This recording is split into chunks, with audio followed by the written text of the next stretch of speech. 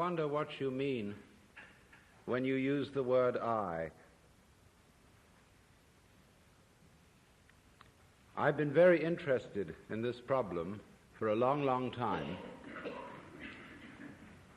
and I've come to the conclusion that what most civilized people mean by that word is a hallucination. That is to say, a false sense of personal identity that is at complete variance with the facts of nature. And as a result of having a false sense of identity, we act in a way that is inappropriate to our natural environment. And when that inappropriate way of action is magnified by a very powerful technology, we swiftly begin to see the results of a profound discord between man and nature. As is well known, we are now in the process of destroying our environment as a result of an attempt to conquer it and master it.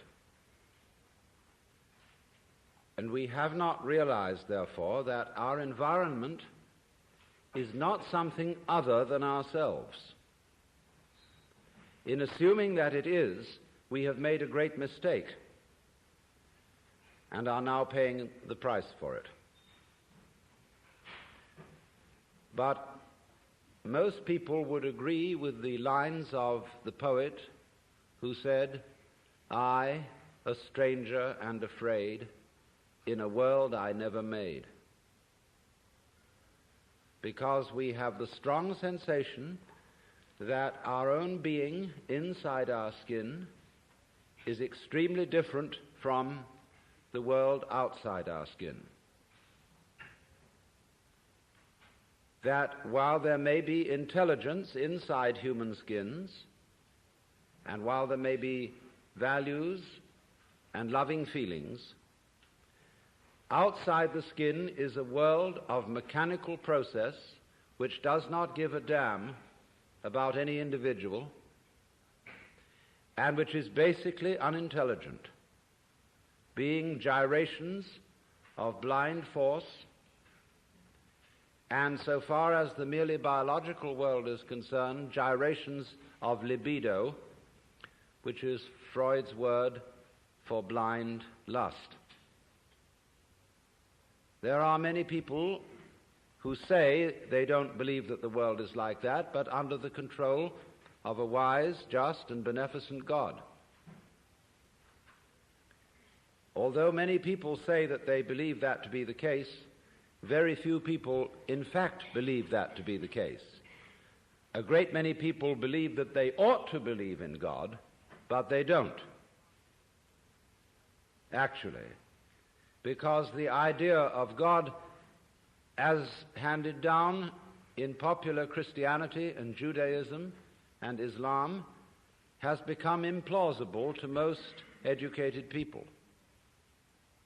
They would love to believe it, but they can't.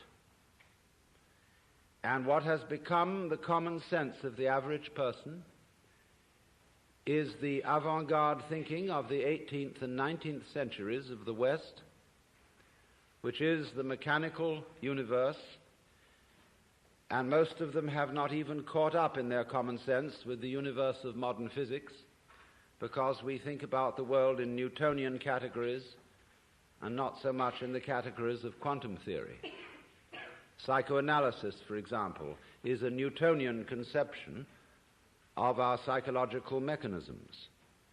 Notice that we speak of unconscious mental mechanisms and think of the libido in the same way as Ernst Haeckel thought of the energy of the universe as blind, unconscious.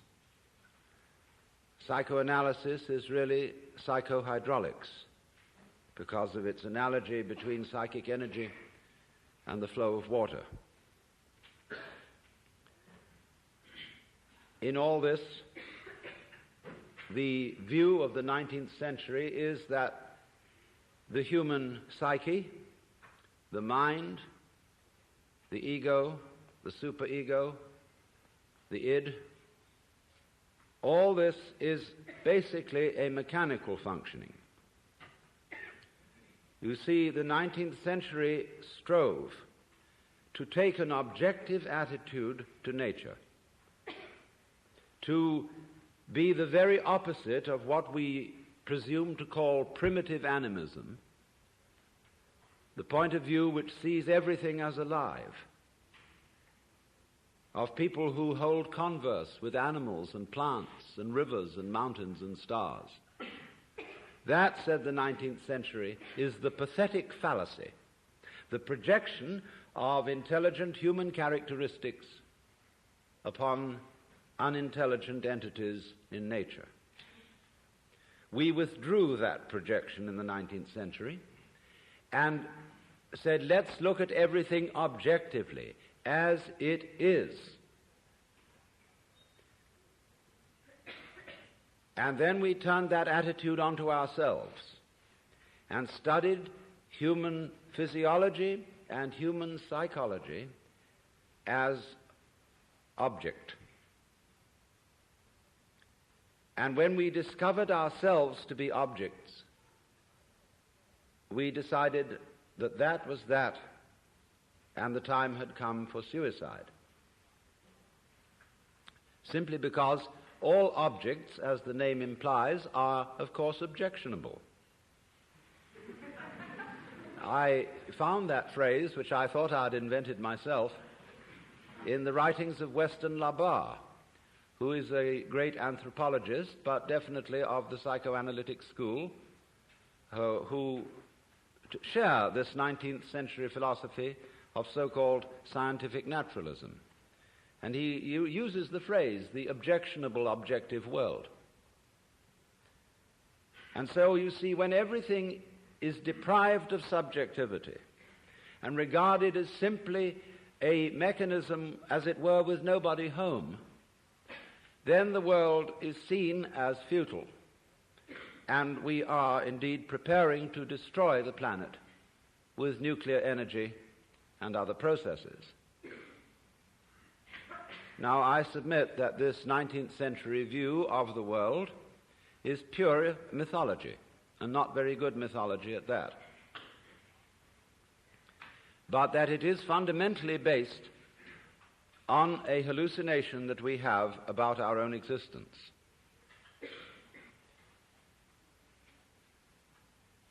It should be obvious that the human being goes with the rest of the universe, even though we say in popular speech, I came into this world. Now, it is not true that you came into this world. You came out of it.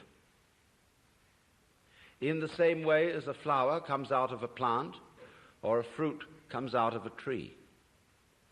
And as an apple tree apples, the solar system in which we live, and therefore the galaxy in which we live, and therefore the system of galaxies in which we live, that system peoples. And therefore people are an expression of its energy and of its nature. If people are intelligent, and I suppose we have to grant that if, then the energy which people express must also be intelligent, because one does not gather figs from thistles and grapes from thorns. But it does not occur, you see, to the ordinary civilized person to regard himself or herself as an expression of the whole universe. It should be obvious that we cannot exist except in an environment of earth, air, water, and solar temperature, that all these things go with us and are as important to us, albeit outside our skins, as our internal organs, heart, stomach, brain, and so forth. Now, if then we cannot describe the behavior of organisms, without at the same time describing the behavior of their environments, we should realize that we have a new entity of description. Not the individual organism alone, but what would now be called a field of behavior, which we must call rather clumsily the organism environment. You go with your environment in the same way as your head goes with the rest of your body. But it's funny, isn't it? When we think of a person, say you suddenly think of your mother, what do you think of? The face.